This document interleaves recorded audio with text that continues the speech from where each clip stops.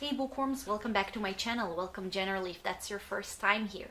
Today I'll be talking about Three Body Problem by Liu Cixin. I really hope I didn't just botch his name, but anyway, he's a Chinese author who wrote this book in 2008, and pretty quickly this book gained a status of a modern sci-fi classic.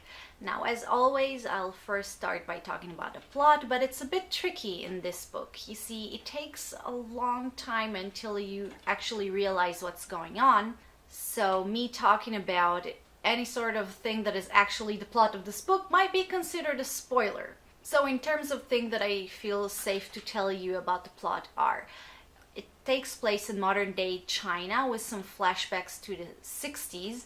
It started out with the mass suicide of some very important Chinese scientists and continues with a mysterious countdown that only one man can see, and it all revolves somehow around this virtual reality computer game where you try to save a dying civilization. Sounds interesting and weird at the same time, now does it?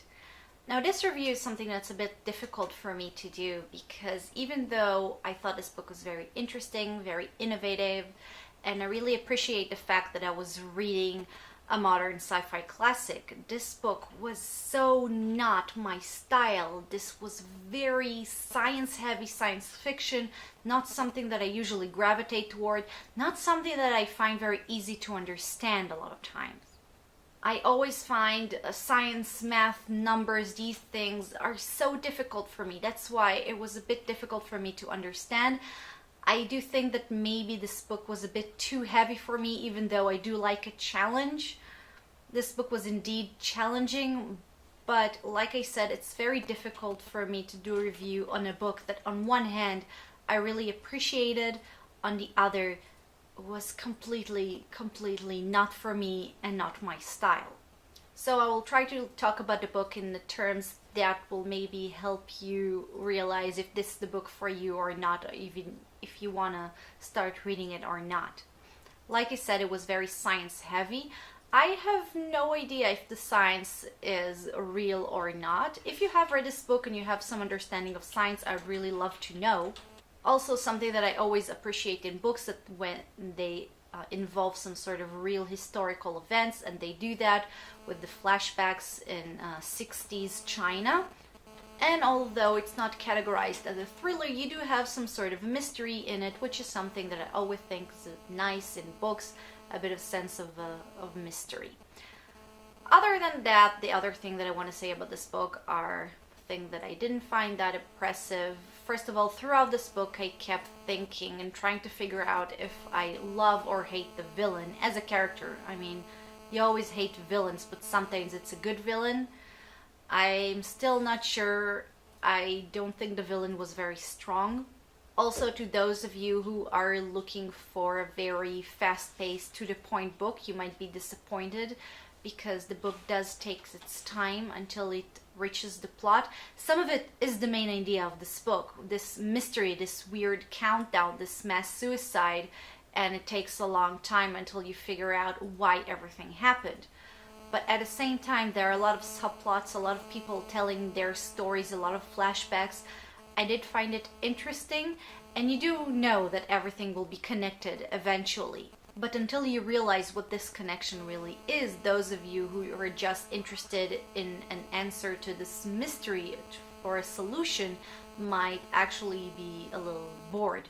Moreover, I didn't find any of the characters really compelling. I mean, the protagonist is a good guy. You kind of want him to succeed. You don't want too many people to die in this book. But it's not like I was really fearing for his safety. I didn't particularly like any of the characters. Even the villain, as I said, was not a very amazing, great, memorable villain. Even the motives, you realize at the ending what were the villain's motives, but it was something very cliche and basic. So how do I conclude?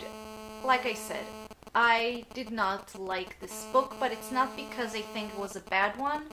I just think I was not their target audience. if you do like very science-heavy science fiction books, or you just like reading books that everybody talk about, go ahead, read this book.